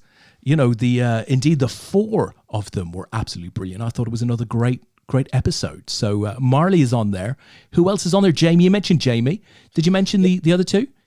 Yeah. So Brad Owens and obviously, and I say Sarah Herring as if everybody in the poker world should know Sarah. She's been the face of poker news, video content for a long time. Interviewed probably everybody out there that there is to interview. Yeah, absolutely. Yes, and really interesting to listen to the guys' take on poker content and creators and what they're doing and what they're doing well and how you would get into the I say industry, but you know, into creating content, whether it be just because you want to do it, and they've all got an absolute passion for it, which was really comes across in the sort of 50 minutes or so that we did. So it's it'll be very good. Should be dropping sometime this week. So I thought you there was a brilliant mix of people who did it, created content for money, right? So they were more corporate orientated in terms of the content they create. And then people who did it knowing that there's absolutely no guarantee money would come from it. I thought there was, a brilliant mix of people like that. And I have to say, I thought Sarah Herring's hairstyle was amazing. Yeah, absolutely fantastic. And if Simon Lawler's in the house, tune in. You'll like it, I'm sure.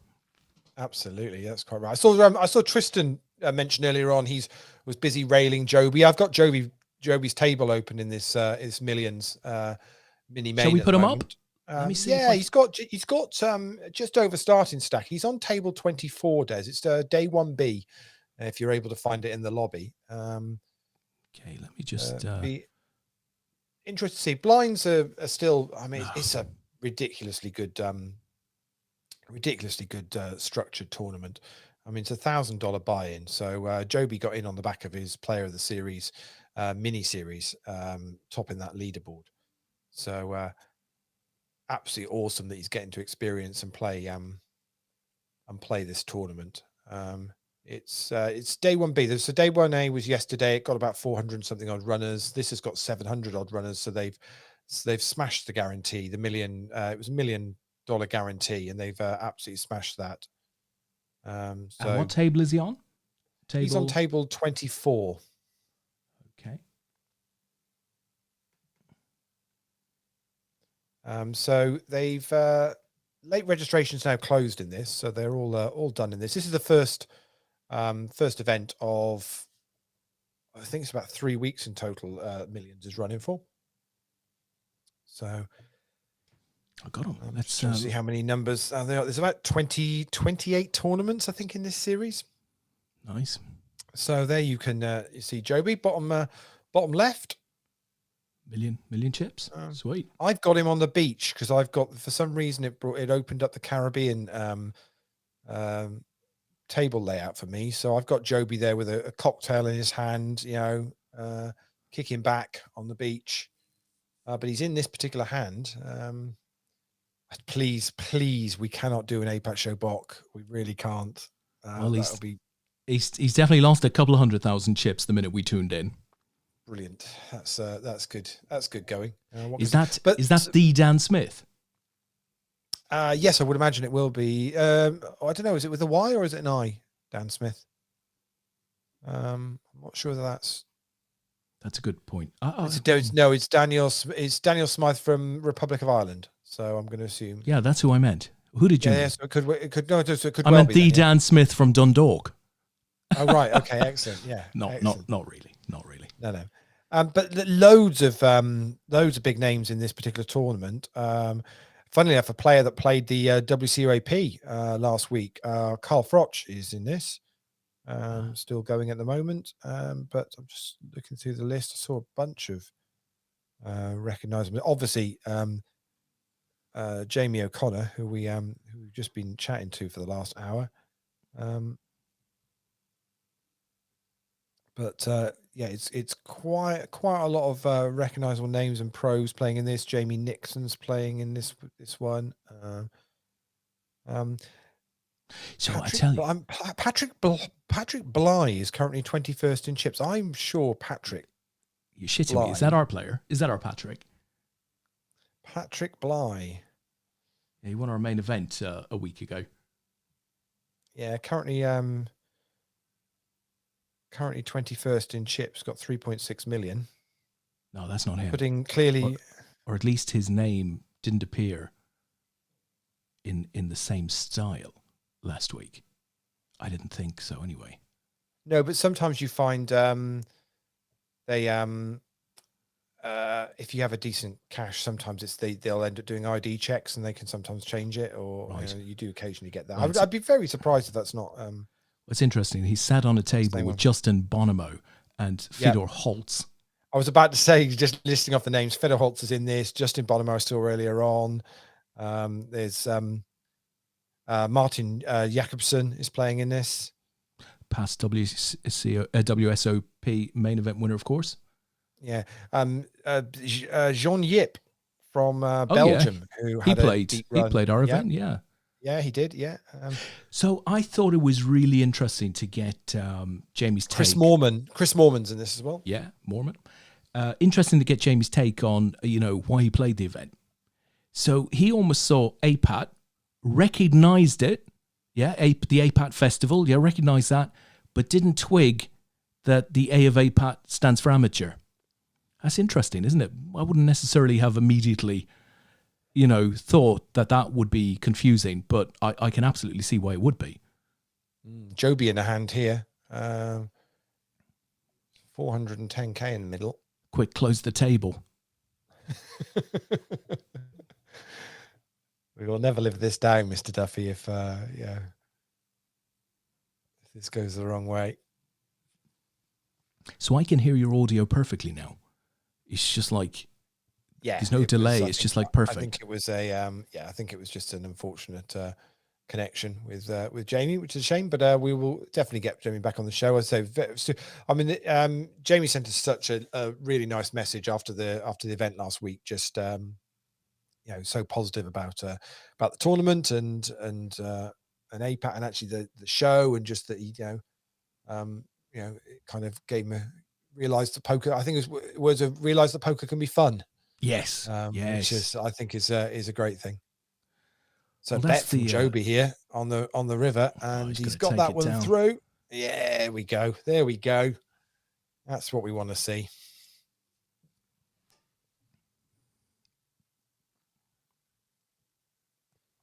So Tristan says in the chat, I've battled with Stu Kirby many times. He's decent also on Joby's table, 2 to his left. Yeah.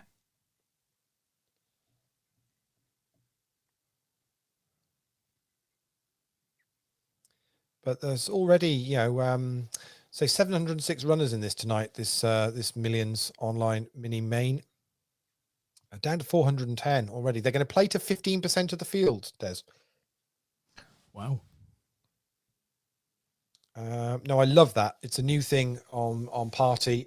You may well have seen it on some of their satellites, and they're now bringing it into actually the tournaments as well. And I certainly think it'll be something which we will look to do moving forward for our any 2-day events we do moving forward, where it'll be we'll bring back a percentage of the field. So basically day one will stop tonight in this event when they're down to 106 runners, and that's it. It'll be done whenever that may be. Do they still have late reg running? No, it's closed. Finish at the end of level 9, and we're now in level 10. So the payouts are qualification to day 2. Yes. So yes, there won't be any, and I don't know whether actually they'll pay 15% of the field. Sometimes I think day 2 is literally they'll pay 15% of the field. So what they can do, you see, is they can pretty much, it's effectively saying we'll pay down to the money, and then they amalgamate together the day 1A and the day 1Bs. They do it manually into the day 2. So all those players will get entered into the day 2 holding sort of the tournament, and then they'll pay out from there. But imagine 15% of the field could well be what they pay actually. So it could well be that it's pretty much a case of everybody on day 2 will get paid. Yeah, I'm just surprised that, well, obviously I guess this is a day 1B scenario, but given that registration is now finished in the tournament, that they're not publishing a pay table. As I think that's the reason why. I think you'll find that if you look in the lobby, this is the way they structure these multiple day 1 tournaments. Yeah. So you don't actually, so until they load everybody up into the day 2, which will already be in the lobby for tomorrow night. I'm just looking for it now, and it'll have it'll be either restricted or it'll have there it is there already. So 63 players made it back through from, so 63 made it through from yesterday, from day 1A. And if you actually look, they have actually got a payout already for the day 2, but of course it's only including 63 players at the moment, because another 100 and whatever I said, 106 are going to make it through tonight. So there'll be 169 in total will make it through, and they will get the shares of what's going to be about $1.1 million. Yeah. Dan's saying, do they not? And can I just say once again how brilliant was Dan? With his commentary last Monday night, he was so on the money with the bet sizing and stuff. It was really great to hear. But he's just asking the question, do they not bring them back on the pure bubble? If I'm honest, I don't actually know the answer to that. I just assumed if they're going to 15% of the field, I would have assumed that that's what they'd be paying is 15% of the field. But I do not know for sure. Yes, I'm just looking now in the more info. Players who qualify for day 2 will be in the money. So basically, the money bubble is the end of day 1A and day 1B. So they bring back a percentage of the same percentage of the field for each day, which means technically the day 1A and the day 1B can finish at a different time, because they're playing down to a percentage of the field.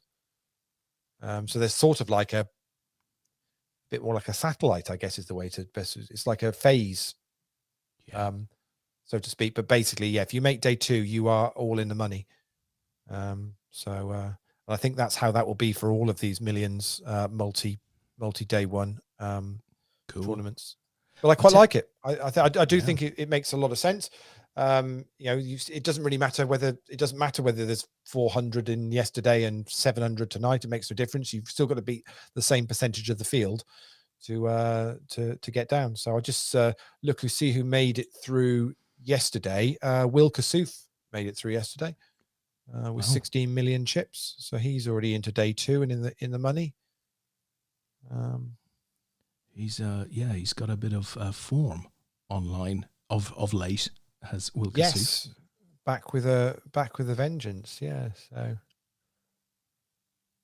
So scrolling down. Jamie was born in Pontefract, which because of the audio issues, he didn't come back on. Did you try the Wales joke again? Didn't you? You did, didn't you? Did I try the Wales joke? What was the Wales joke? Did you not say you're from Wales?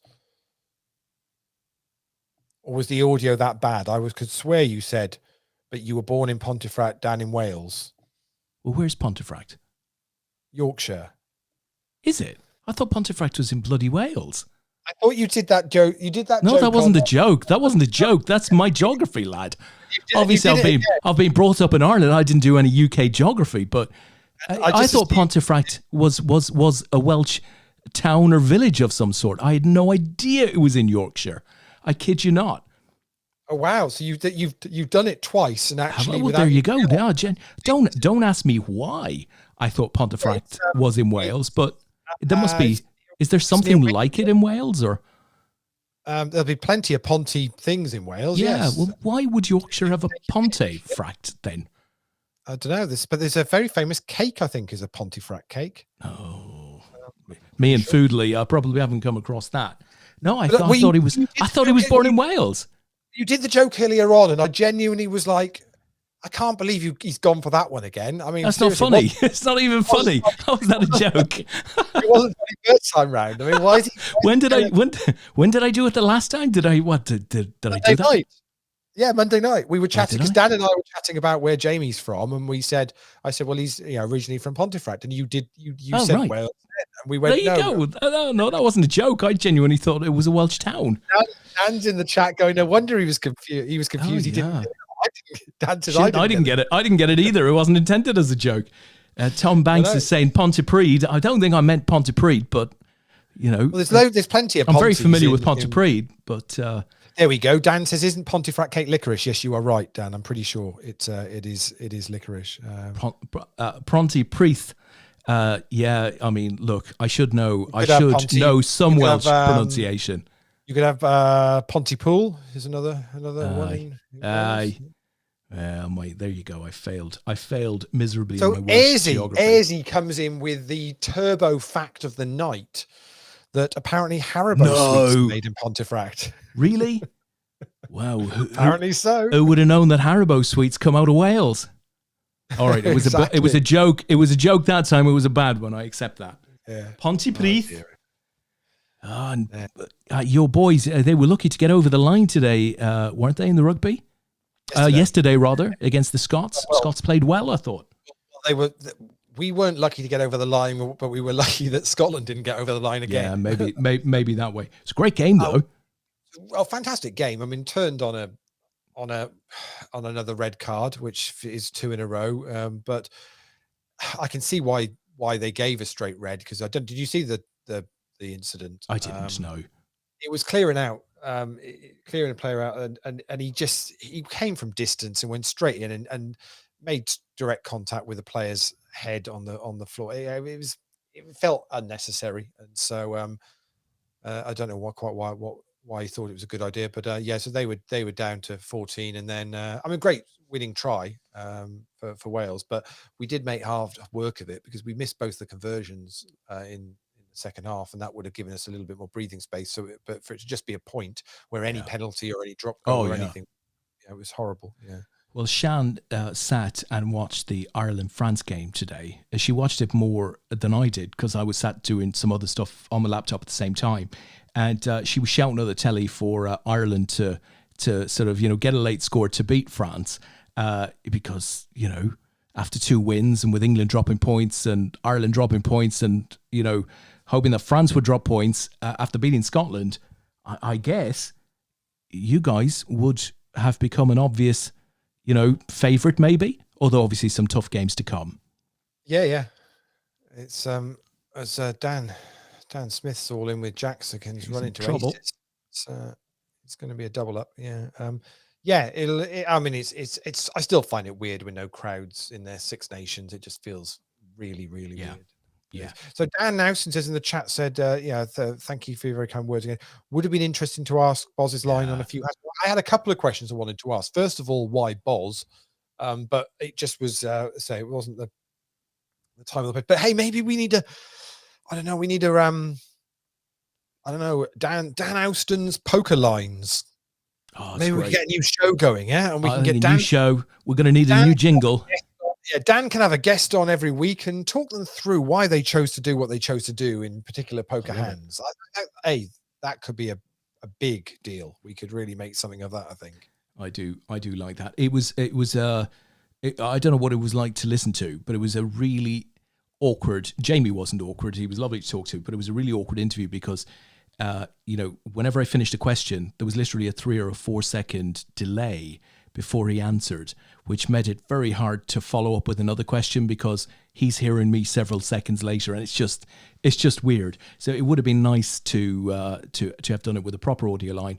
So maybe we will get an opportunity to do it again because it would be cool. It did feel like he was kind of on the space station or something. Yeah.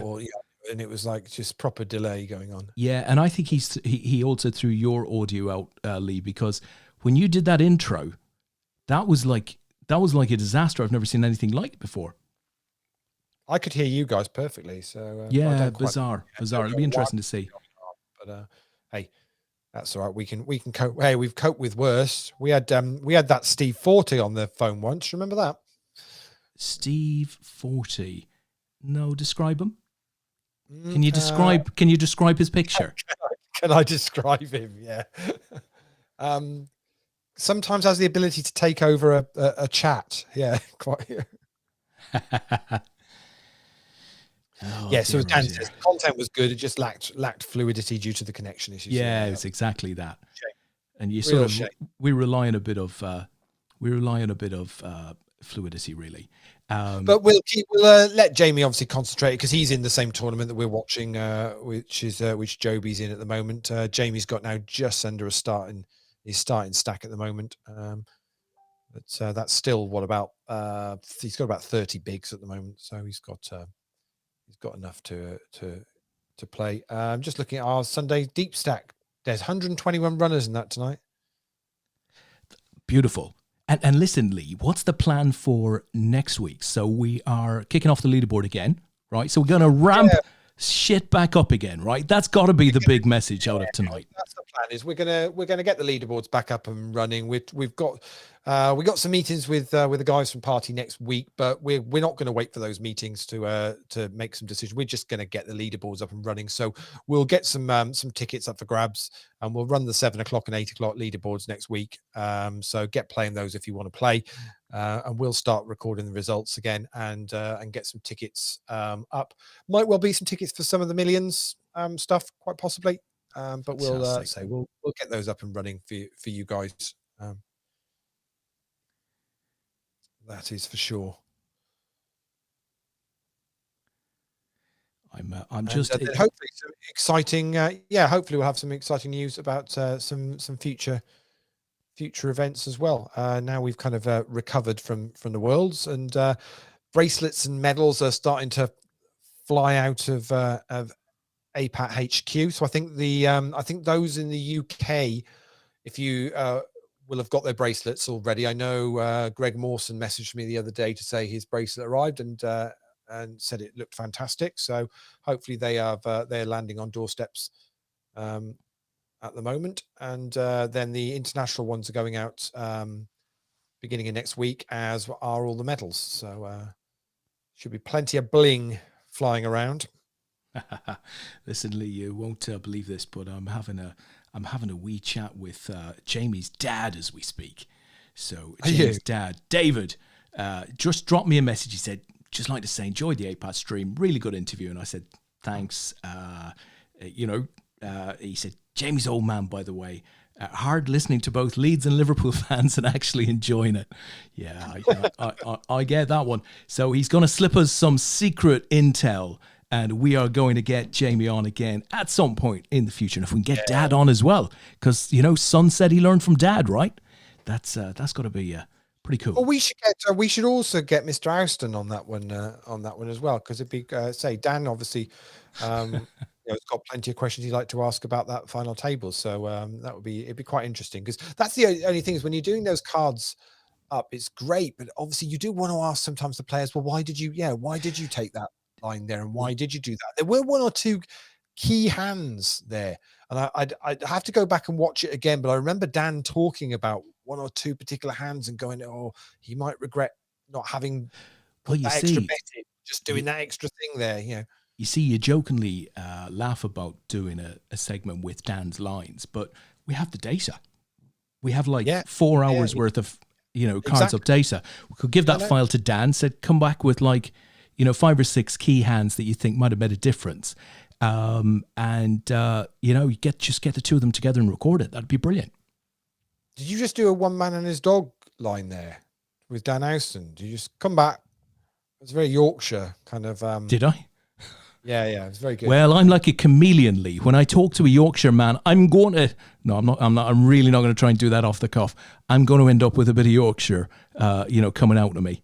Jesus, that doesn't sound right either. I was going to say that's really. I'll just shut up. I'll shut up. That's what I'll do. So let's talk about the big news of the week, which is your man got acquitted. Oh, what? I mean, it's not a surprise, but honestly, of course not. Well, it means we're likely to get a season 2 in some shape or form. Exactly. Yeah. He's made it clear, isn't he? He's got, what was it? His line was, I've got plenty to say. We're just starting. Yeah. So it's will be interesting to see how it all pans. I saw Eric posted up on Twitter just a simple 2-0. Yeah, 2-0. 2-0. Then got absolute abuse. I'm not surprised. I mean, those are, listen, we know the old man is the worst old man of old men in the history of the world, probably. Just decision for Joby here, Des. He's raised 180,000, and Pim Giels has gone all in. Well, he's got to really love his hand to get involved in this. So if Aldous raised it up to 60,000, min raise, Joby's then raised it from the button, and then Pim's gone all in from the small blind. Yeah, I think that's a sensible fold from Joby there. Yeah, he's not gonna like it in that particular situation. And he's absolutely right. You got to play the long game here, right? Yeah, definitely. What's your range there? What are you calling with? Queens and above? Yeah. Pair of tens. You're skipping tens. Oh yeah, I think I'm letting tens go in that. So you don't want to be flipping here. Yeah, it's too early. You've got no reason to be. I suppose if it's queens and you run into ace king, then okay, you just you take that. But actually, the blinds here are still 15K, 30K. I mean, to be fair, the structure of this, I mean, it's on a 25-minute clock. It's just phenomenal. Structure, very similar the structure to actually the APAT Worlds, just on with a slightly bigger clock on it. You've got lots of play here. Yeah. Joby's not got any reason to just get them in. It's impressive that they've copied our structures. Yeah, well, I mean, we pretty much are groundbreaking in the It's interesting that that was the feedback that really came back from a lot of players. Whether I mean, Jamie's touched on it earlier on, to just get those level of structures into a 2-day comp, and it still be sensible finishing times. I know the main event went a little bit later than the others, but most of the other tournaments, 2-day events were And to be honest, at that point, the main event, if you're down to the last sort of 10, 11, 12 players. You're getting a pretty sizable check. To go to 2 a.m. I think is acceptable under those circumstances. I think completely. I mean, there's things that we'll learn. I mean, Des and I, we've already been chatting about it the last week. I mean, we're going to look at a number of things for future events. It may be that we look at the main event of the Worlds, and we will maybe bring the final table back for a kind of a third day, so we can actually give it a little bit more focus. At a sensible time than maybe at sort of 1 o'clock in the morning. that's something which we'll consider. We're also we had a number of players that did come back and offer some really constructive feedback on the mini series as to whether do they need to be 2-day events, or could we make those 1-day events and offer a bit more flexibility to the amateur recreational poker players. So all really useful kind of comments from people, and we'll take all that on board with what we do moving forward. But I don't think we can say anything other than how huge a success the 2 weeks. I tell you, it was I was pretty amazed, but not surprised that we had a community player winning the mini, player of the series, right? So that's given that series had higher numbers of players than the main series. Incredible to see one of the community top, an APAT bracelet winner, medal winner, to top that series. Thousands of players would have been in the running for that. And, we had 5 or 6 community members in the top 20, top 25 of the main event or the main series leaderboard. I thought that was pretty, the guys stepped up, they held their own. That was very pleasing to see.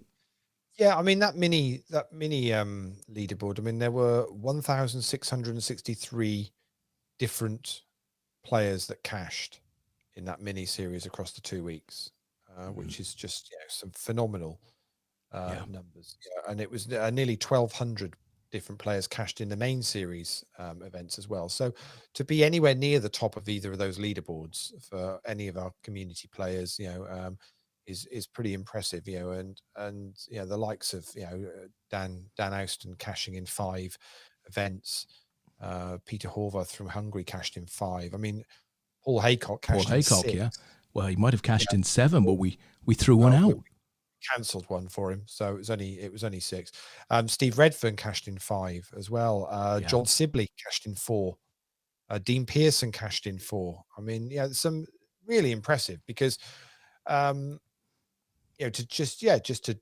do that. I mean, we weren't expecting I think the main event numbers to kind of be quite as high as they were. We were obviously hoping we would get to the guarantee, and that did slightly swing who would end up winning the player of the series.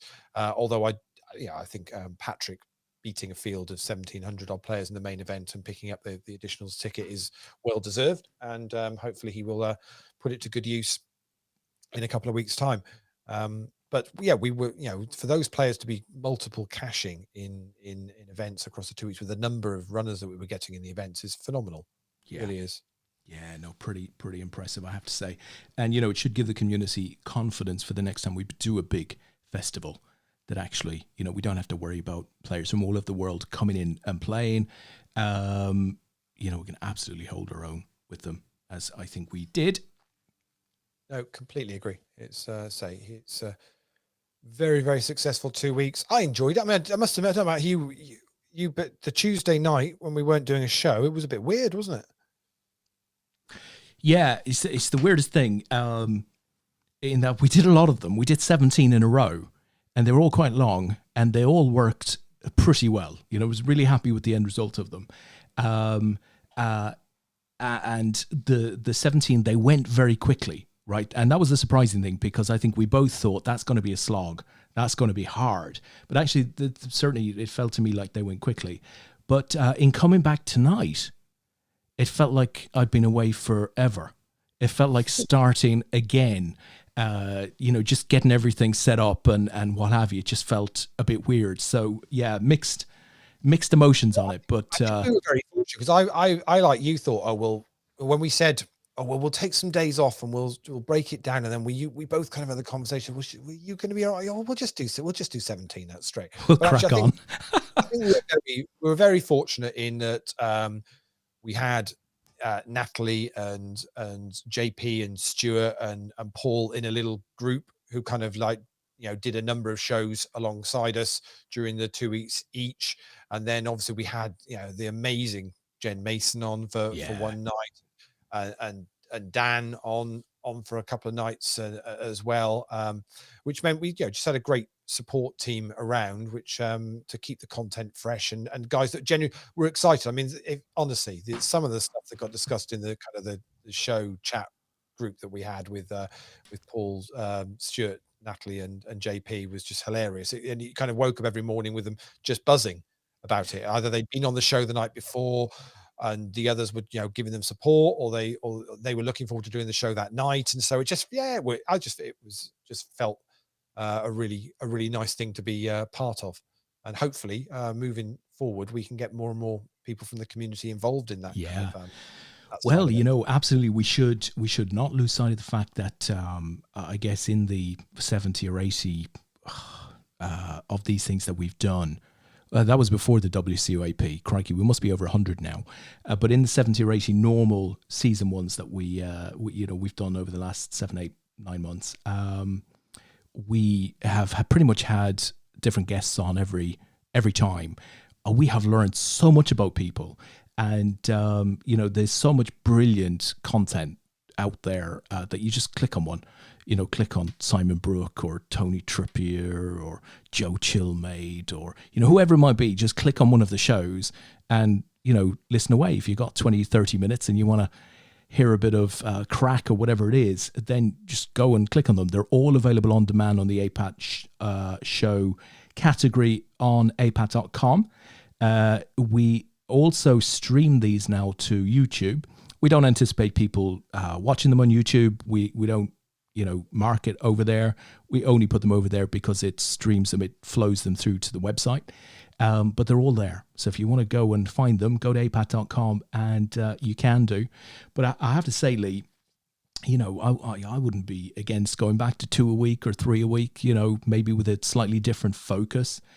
We had a 15 or a 20-minute chat with Natalie one night, which just talked about films and Netflix and TV shows, and we just went from one title to another after another. That was fantastic. Really enjoyed that.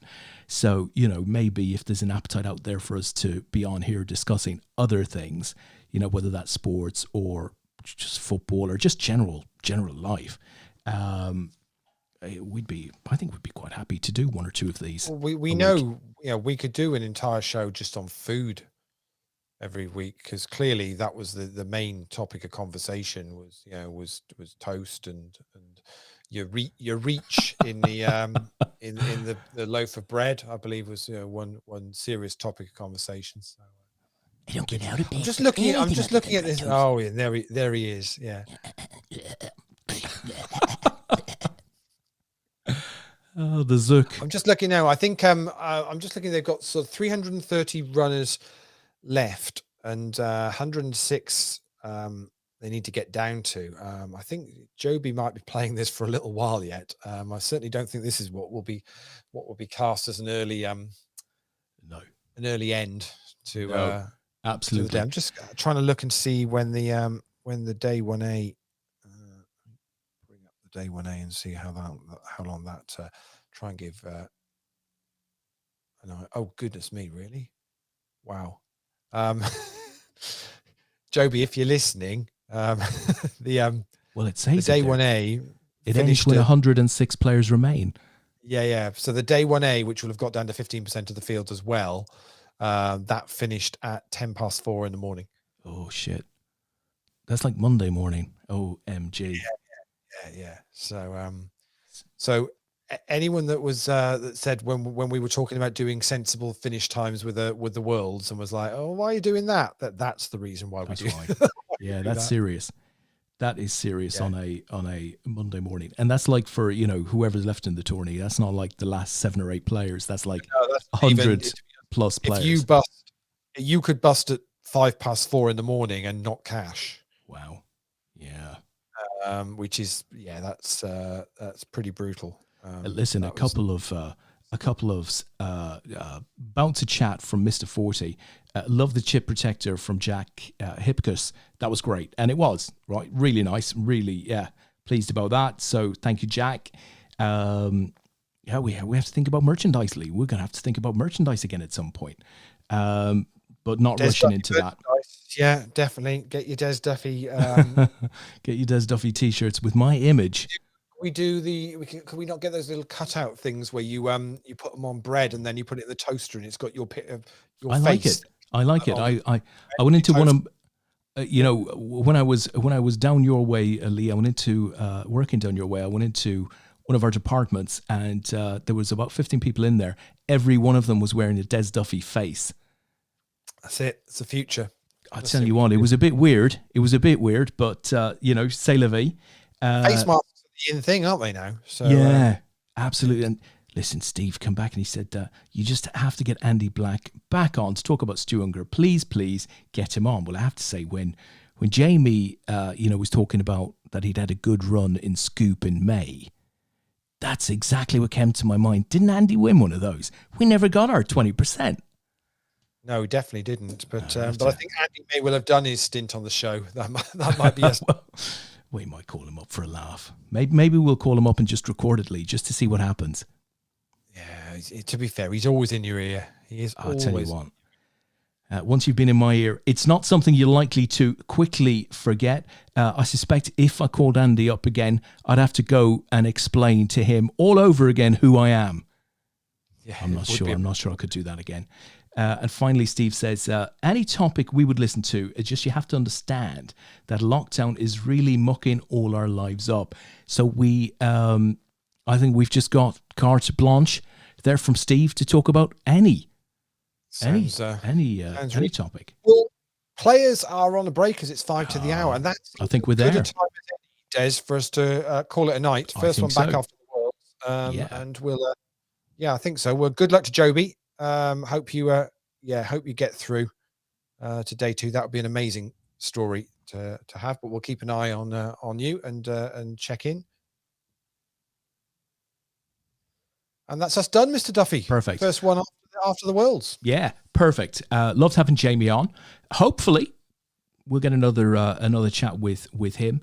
Very accomplished player, but obviously, it's not all glory, right? It's not without its challenges during this particular time. But as Lee said, guys, we're going to call it a night there. First night back. We will be back next Sunday night, and we are squirreling away in the background on new schedules and all of that good stuff. So as soon as we've got something interesting to come back with, we'll absolutely do that. But until then, I think I will leave you with this. This message is for the real stars of poker. I'm talking about you, my people, the players. Look, you play the game for the right reasons. Tension, the wins, the beats. But the things that we play for, they've been changing. The game we love is under threat. Most poker operators are only interested in one thing. These guys see the money, but they don't feel the game like we do. They don't care about you and the little guys. See, these punks are letting some bad things into poker. Like predators, right? Using unfair tech so you know your moves before you do, and they're all anonymous. And I say no more. Because poker should be played fair. With people who care about the game, not just their rate. And party poker are those people. We're putting players first because we are players first. Party poker gives over 1/3 of their revenue back to players. And we're innovating. That's why players are joining us every day. Like these guys. Legends. Fellow legends. If you love poker, like we love poker, it's time to join Party. Because this is poker. Oh, man. Okay. We're here. Yeah.